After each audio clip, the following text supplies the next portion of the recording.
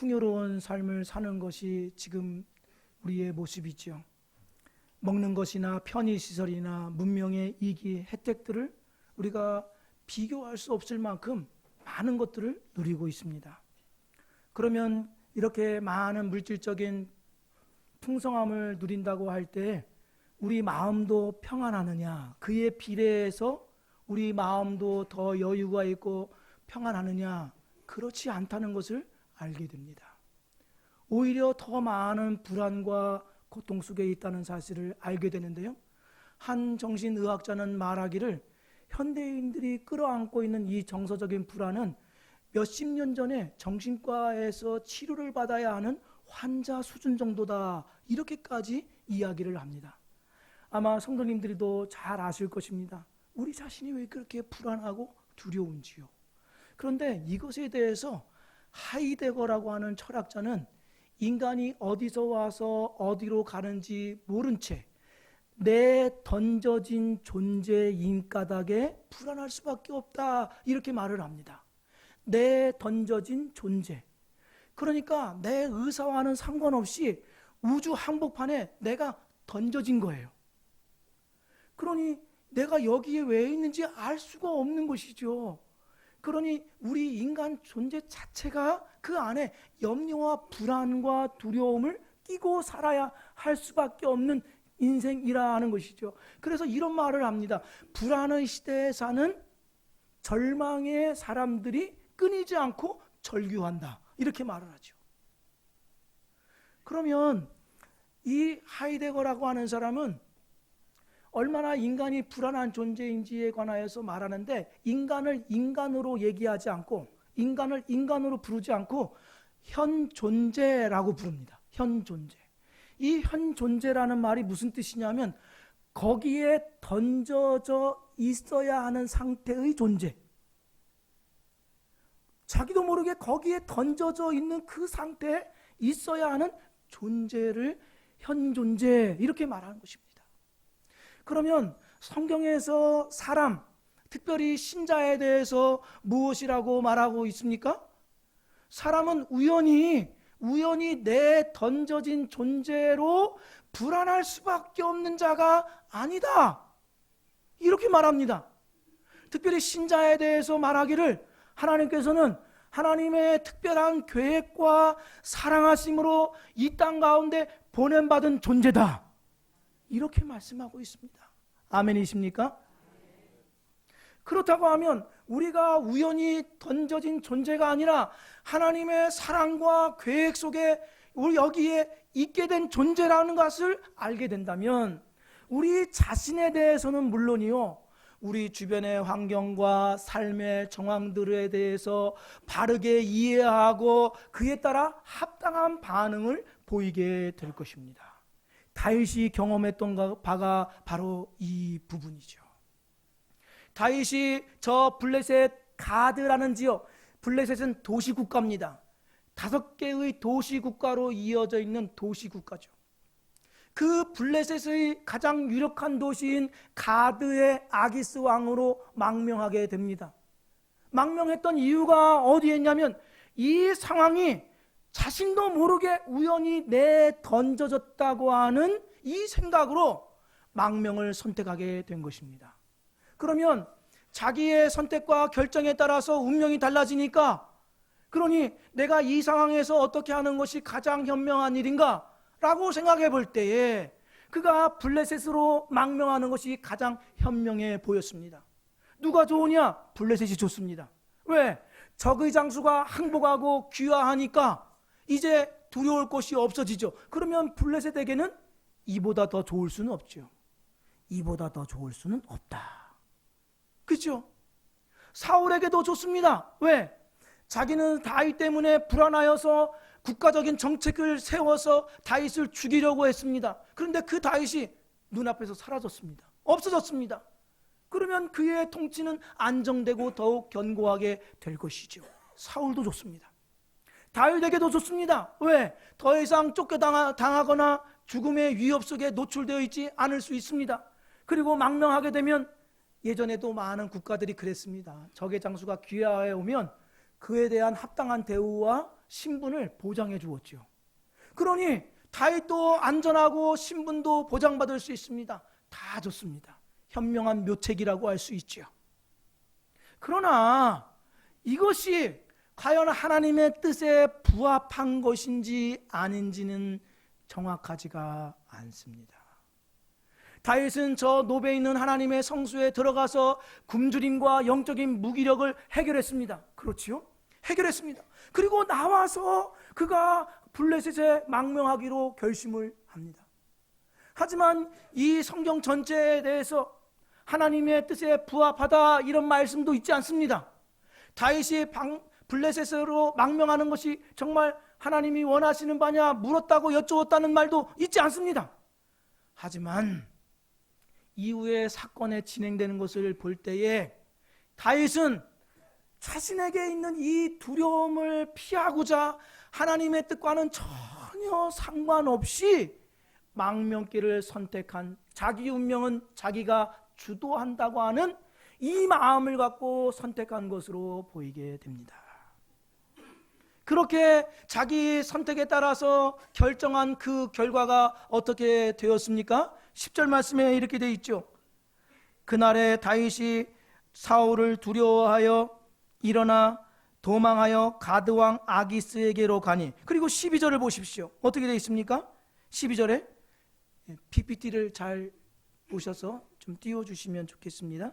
12절에 다윗이 이 말을 그의 마음에 두고 가드왕 아기스를 심히 두려워하여. 지금 사울이 두려워서 블레셋으로 피했습니다. 그랬더니 이번에는 블레셋의 가드 아기스 왕이 두려워지기 시작한 것입니다.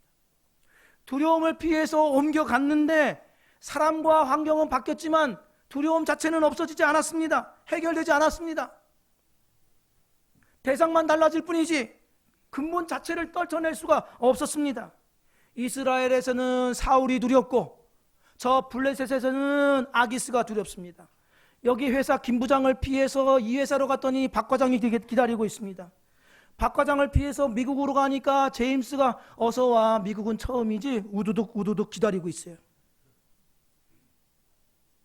두려움 근본 자체를 떨쳐낼 수가 없습니다. 그러면 다윗에게 문제는 무엇입니까? 두려움보다 더 큰 것에 집중했어야 하는데 두려움 자체에 집중했다 하는 것이죠. 우리가 두려움을 피하는, 두려움을 이겨내는 가장 손쉽고 빠른 길은 외면하는 것입니다. 도망치는 것입니다. 하지만 곧 그렇게 하는 것이 근본적으로 해결할 수 없다는 사실을 알게 되죠. 우리가 하나님을 두려워하지 않으면 만 가지가 다 두려워집니다. 모든 게 다 두려워져요. 과거에 사주팔자 보셨던 분들 기억하시죠? 어느 해인가 병원 출입하지 말라 그 얘기 들어가지고 병원에 입원한 사람 방문하지 않아가지고 지금까지 의가 틀어져가지고 싸우고 있죠. 아들한테 라면 먹이지 말라, 모든 음식에 라면을 제거하니라. 그 1년 내내가 얼마나 고통스럽고 불안한 가운데 지내왔습니까? 자유함을 다 잃어버립니다. 하나님을 두려워하지 않으면 모든 것이 다 두려움의 조건이 되어버립니다.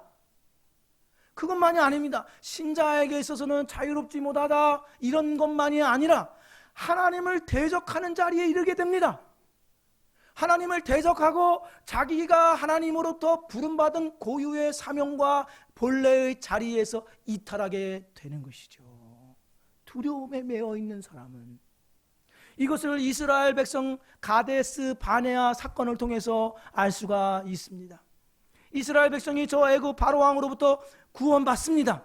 하나님께서 한 번에 건지실 수도 있었지만 6개월 동안 10가지 재앙을 통하여서 하나님의 기적과 능력을 보이시죠. 이유가 무엇입니까?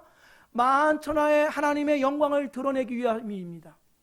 동시에 이스라엘에게 너희를 구원한 하나님은 이와 같이 위대하고 능력이 많은 신실한 하나님이심을 확신시켜주기 위해서 그렇게 합니다.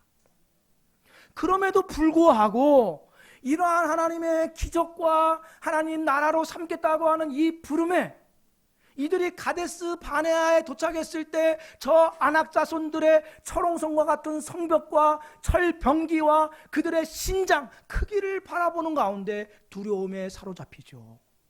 그러니 하나님의 역사와 그들의 부르심의 이 거룩한 부름을 잃어버리는 눈과 귀와 마음이 다 어둡게 되고 맙니다. 그리고 나서 그들이 결정한 것이 무엇이었습니까? 모세 대신에 한 장관을 세워서 애굽으로 돌아가자, 이러한 어리석은 일들을 하게 됩니다. 무엇 때문에? 두려움에 사로잡히니까 말이죠. 그러면 이러한 상황에 우리는 어떻게 해야 한다는 말입니까? 다윗과 같은 상황에 어떻게 해야 하냐 하는 것이죠. 하나님과 자신을 연결하여서 보면 근본적인 답을 얻게 됩니다. 두려움이 아니라 하나님을 봐야 됩니다. 다윗이나 우리 신자는 우연히 이 세상 가운데 내던져진 존재가 아닙니다. 한 인생도 그렇게 우연히 내던져진 존재가 있지 않습니다. 그러면 우리는 하나님의 계획 속에 하나님의 사랑으로 이 땅 가운데 보냄받은 자들입니다. 그러면 하나님이 우리를 사랑 가운데 계획 속에 이 땅에 보내셨다고 하면 그분이 시키신 일이 있지 않겠습니까? 그러면 두려움이 아니라 그분이 시키신 나의 사명에 집중하는 것이야말로 두려움을 극복하는 길입니다. 두려움 없이 생활하는 사람은 아무도 없습니다. 두려움이 없어야 제대로 된 삶을 사는 것도 아닙니다. 두려움은 누구에게나 있으나 그 두려움 가운데서도 자기 사명을 집중할 때 두려움을 이기게 되는 것이죠. 샘에게 보내는 편지라는 책을 쓴 데니얼 고틀립이라는 사람이 있습니다. 이 데니얼 고틀립은 정신과 의사이면서 심리학자입니다. 자기 손자 샘에게 편지 보낸 것을 책으로 엮어서 발간한 것이죠. 여기에 그가 겪었던 일들에 대한 기록이 있습니다. 그가 큰 사고를 겪어서 전신마비 위기에 놓여 있게 되었습니다. 이 두개골에 나사못을 다 박아서 왜 둥근 금속 테 있죠, 이렇게 머리에 이렇게 두르는 테, 이것을 씌워서 조금도 움직이지 못하게 고정시켜 놓아야 했습니다. 링거를 통하여서 혈액에 끊임없이 액체가 흘러 들어옵니다. 방광에 관을 삽입해서 소변이 흘러나옵니다. 얼마만큼의 시간이 날짜가 지났는지 모릅니다. 그저 저 의료기기에서 흘러나오는 소리를 들을 수 있을 뿐입니다. 그런데 어느 순간인가 누가 곁에 앉아 있다는 사실을 알게 되었어요. 간호사는 아닌 것 같아요. 고개를 돌릴 수 없으니까 누군지 모르죠. 그런데 그 여성이 말을 걸어옵니다. 그 여성은 사랑하는 남자와 헤어진 사람이에요. 그러다가 너무너무 고통스러워서 죽을까 하는 끔찍한 생각 때문에 견딜 수 없어서 이 중환자실에 누워있는 데니얼 고틀립이 정신과 의사요 심리학자라는 이야기를 듣고 찾아온 거예요. 그리고서 자기 이야기를 합니다. 이 여성은 이 데니얼이 금속 테로 둘러싸여 있는 나사못에 박혀 있는 머리나 수많은 링거액을 맞거나 관을 통해서 소변이 나오는 것에 전혀 관심이 없습니다. 데니얼이라는 사람의 상태가 어떤지 관심도 없습니다. 오직 자신의 고통에만 관심이 있고 자신의 고통에 도움받기만을 원해서 이 데니얼이라는 사람한테 자기 얘기를 합니다. 그럼에도 불구하고 이 데니얼은 정신과 의사답게 그녀의 이야기를 듣죠. 그리고 어떻게 하면 도와줄까를 생각합니다. 놀랍게도 그녀의 이야기를 듣는 순간 사고 이후 처음으로 고통을 잊게 되었다. 자기의 비참한 신세도 잊게 되었다라고 말합니다. 그러면서 이 데니얼이라는 사람이 어떤 생각까지 하게 되냐면 전신마비로도 살아갈 수 있겠구나. 그러면서 그 글의 끝에 이렇게 기록이 되어 있습니다. 그날 밤 그녀와 나는 서로를 살려낸 것이다. 무엇을 말하는 것이죠? 고통을 잇는 길은, 이겨내는 길은 고통에 집중하는 것이 아닙니다. 자기 본연의 자리로 돌아가서 그 일을 할 때야 이겨내는 것이죠. 그와 같이 두려움을 이겨내는 것은 두려움 자체를 이겨내려고 싸우는 것이 아닙니다. 하나님이 나를 이 땅 가운데, 계획 가운데, 사랑 가운데 보내셨다고 하는 이 의식으로 내 사명을 힘을 다해서 다하겠노라고 그 일의 결단과 결심을 할 때 두려움도 이기게 되고 사명도 완수하는 주의 백성 될 줄로 믿습니다. 두려움하고 싸우려고 하지 마십시오. 하나님을 붙들어야 됩니다. 내 사명을 붙들어야 합니다. 다윗이 여기에서 실패한 것이지요. 다윗은 자기 운명이 내 던져진 운명이다 이렇게 여겼기 때문에 내 운명은 내가 책임져야 되는구나, 내 결단과 내 결심에 달려있구나 이렇게 생각해서 망명을 했는데 아기스의 신하들로부터 요주의 인물이라고 하는 지목받자 더 큰 위기에 처하게 됨을 알게 됩니다. 그 순간 살아야겠다는 마음을 갖고 미친 척하지요. 그래서 13절 말씀에 보시면 13절 말씀에 그들 앞에서 그의 행동을 변하여 미친 채 하고 대문짝에 그적거리며 침을 수염에 흘리매. 여기 이 다윗, 그 용맹스러운 다윗의 모습이라고 할 수는 없죠. 이 모습이 참 안타깝습니다. 여기에 보면 그의 행동을 변하여 이런 말이 있지요. 그의 행동을 변하여. 이 행동을 변하다 이 말을 판단과 생각을 바꾸다 이렇게도 표현할 수가 있습니다. 단어가 같은 단어이지만 이렇게 판단과 생각을 바꾸다. 무슨 말이냐 하면 그 순간에 다윗이 판단과 생각을 바꾸어서 회개했다 이런 뜻입니다. 하나님께 회개했다. 그러자 그 큰 두려움 속에서 내가 뭔가 잘못하고 있구나 라는 것을 깨닫고 회개하자 하나님이 지혜를 주셔서 그로 하여금 미친 척하면서 그 위기를 모면하게 되었다 이렇게 얘기가 되는 것입니다. 이때를, 이 상황을 다윗은 잊지 않고 곧바로 시를 씁니다. 시를 쓰는데요, 시편 34편이 바로 오늘 함께 읽은 본문의 내용에 대한 시입니다. 제가 시편 34편 6절부터 10절 말씀 자료가 있습니다. 그거 띄워주십시오. 네. 보시면 이 곤고한 자가 부르짖음에 여호와께서 들으시고 그의 모든 환난에서 구원하셨도다. 여호와의 천사가 주를 경외하는 자를 둘러 진치고 그들을 건지시는도다. 너희는 여호와의 선하심을 맛보아 알지어다. 그에게 피하는 자는 복이 있도다. 너희 성도들아 여호와를 경외하라. 그를 경외하는 자에게는 부족함이 없도다. 젊은 사자는 궁핍하여 줄일지라도 여호와를 찾는 자는 모든 좋은 것에 부족함이 없으리로다. 지금 다윗은 여호와의 천사가 둘러 진쳐서 자기를 구원했다고 말을 하죠. 구원했다고 말합니다. 이 시의 배경을 모르면 다윗이 엄청난 전쟁에서 대단한 승리를 거둔 것처럼 착각할 정도입니다. 배경을 모른단 말이면요. 그런데 우리가 알고 있다시피 그런 상황은 아니잖아요. 그런데도 불구하고 다윗이 골리앗을 때려 눕혔을 때보다도 더 하나님의 이름을 높여 찬송하고 있습니다.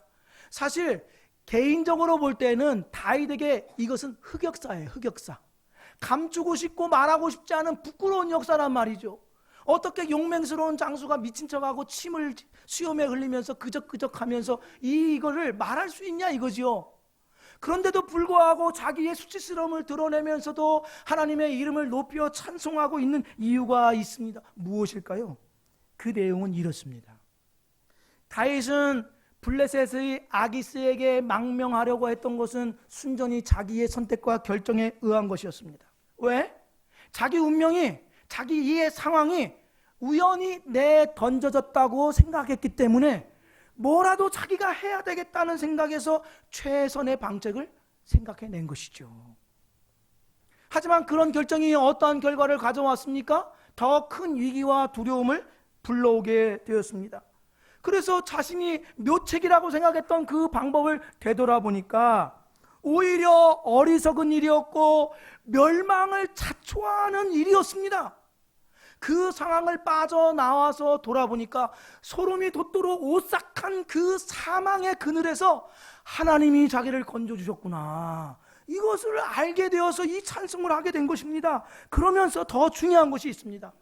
나의 인생은 스스로 책임져야 하는 내 던져진 인생이 아니라 하나님 안에 있고, 하나님이 나를 보내셔서 살게 하셨구나라는 사실을 알게 된 것입니다.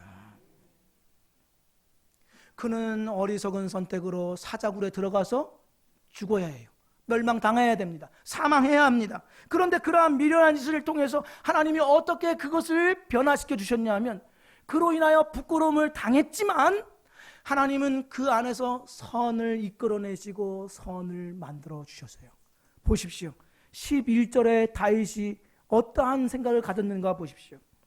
11절, 아기스의 신하들이 아기스에게 말하되 이는 그 땅의 왕 다윗이 아니니까.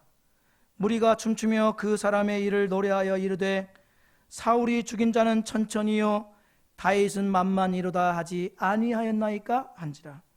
이 말씀을 잘 보십시오. 아기스의 신하들이 그 땅의 왕이 누구라고 말했다고요?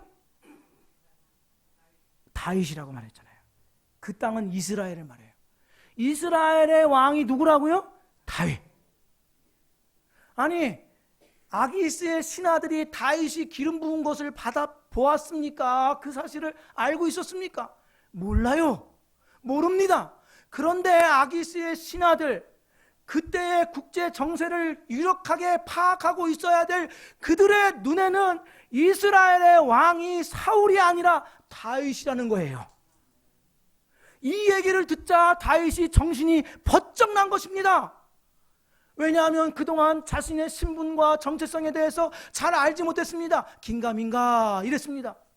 그런데 적의 지도자들로부터 내가 하나님의 이스라엘에 부름받은 왕이구나, 내가 이 일을 통하여 기름 부음을 받았구나, 내가 이스라엘 왕인데 내 안위를 위해서 적진에서 편안하게 생활하려고 하는 것은 이것은 하나님의 부름을 받은 자가 아니구나 라고 깨달았기 때문에 회개하여 미친 척하고 그 상황을, 위기를 모면할 수 있었던 것이죠.